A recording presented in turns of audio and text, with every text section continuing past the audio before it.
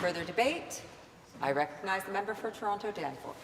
Speaker, thank you very much, and I appreciate the opportunity to speak to this motion and indeed to speak to the whole question of how we deal with the climate crisis.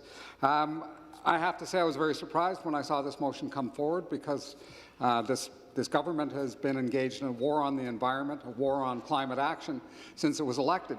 And so to suggest that we take advantage of hydrogen technology was not something I expected.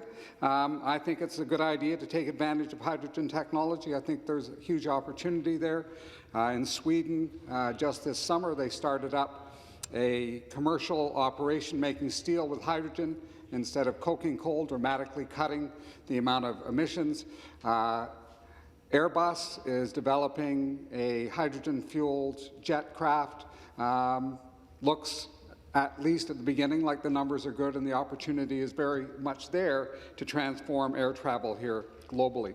The difficulty I have with the approach of the member is, again, that we're in a situation for the last 2 years. We've had a government that has dismantled the action that was desperately needed to move forward. We have a government with a plan that, as far as I can tell, is moribund, and a plan that the Auditor General criticized at length and in depth for its inaccuracy, lack of evidence, double counting, and, frankly, overall ineffectiveness. I'll go into a greater detail on that, but I wanted to give you the headlines. Speaker, this side of the House, we in the NDP are committed to actually a very large-scale comprehensive plan of taking on that climate crisis. And as the member has acknowledged, the opportunity for job creation is massive. It is an opportunity such as we saw at the beginning of the 20th century with the development of the auto industry. It's an opportunity such as we saw mid-century with the development of electronics. It's an opportunity such as we saw later in the 20th century with the growth of information technology.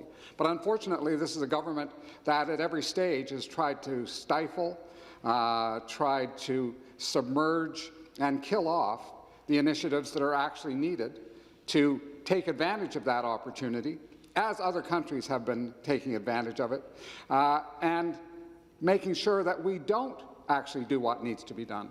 The member may or may not be remembering in 2018, the United Nations International Panel on Climate Change talked about the 12 years that were left to actually make a substantial change, not to avoid global warming or climate change, because it's too late for that. We missed those opportunities a few decades ago, but to avoid the worst of the impacts.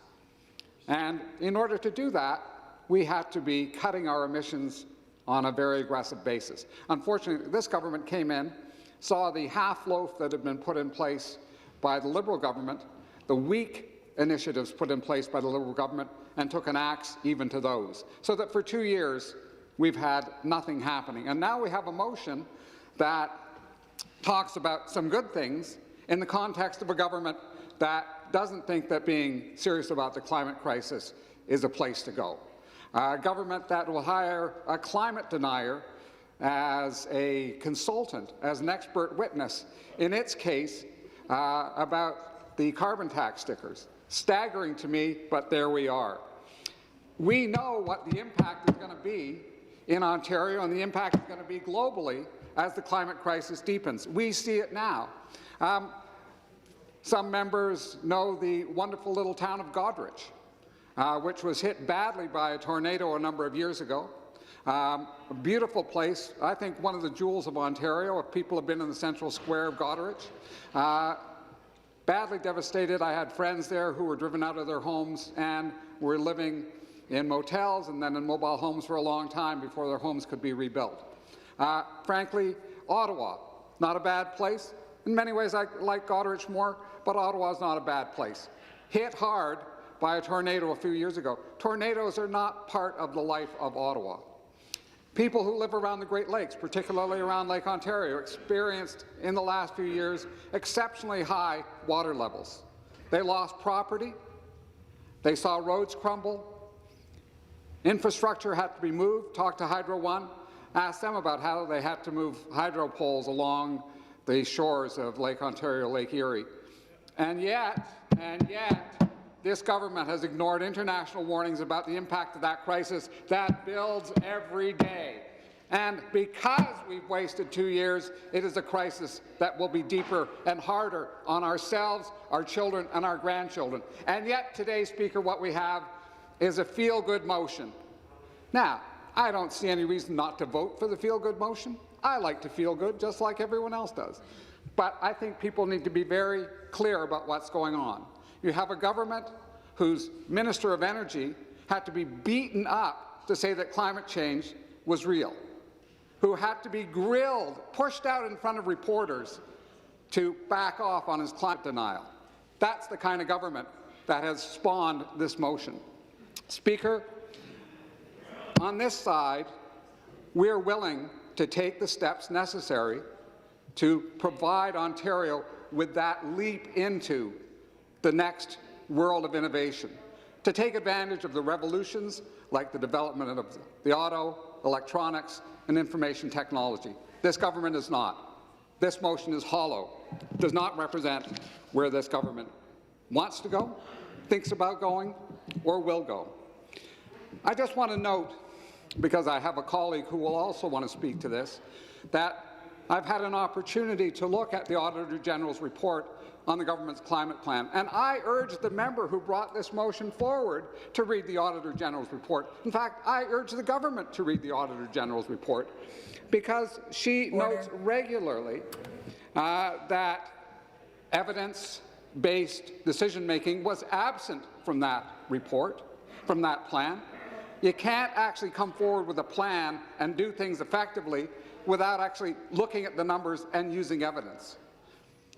This is a plan that double counts, so it overstates what it can do. This is a plan that in some spots used illustrations from organizations without actually asking them, illustrated scenarios from organizations without asking them, what are the numbers that back up this scenario? And then, in other areas, says, here's something that will actually reduce emissions without talking about the programs that are necessary to deliver. Is the member correct that the Liberals didn't serve us well? He is absolutely correct. And he was here when I critiqued them time after time after time. Might not have listened, and I wouldn't blame you. Sometimes this place goes on too long. They didn't deliver what we needed, and it's correct to criticize them. You know what? You can even say this. You can actually do an awful lot about climate change without a carbon tax. I think it's a useful tool, but it's not a central tool. But you're not doing that. You're not putting in place the regulations and requirements that would drive an innovation-based agenda to take on the climate crisis. You're not. Your plan is not. The Auditor General makes it clear that that's not what is happening.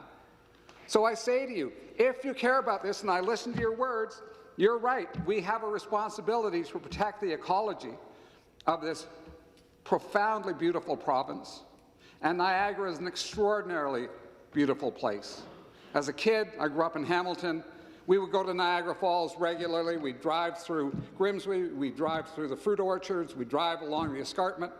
It's extraordinarily beautiful. And the thought that this government won't take the action necessary to protect the air, the water that we depend on is staggering to me. If the member is serious about producing jobs and taking our stewardship seriously, he will engage in a fight within his caucus to actually put a real climate plan on the table so that we can protect the people of this province, of this country, and around the world with other citizens, human society. That's what we need to do. Speaker, I want to note that the member supports water power. So do I. And I ask him to look back at the history of water power in this province, how it was opposed by the coal interests, who argued that it was a technology that wasn't going to go anywhere.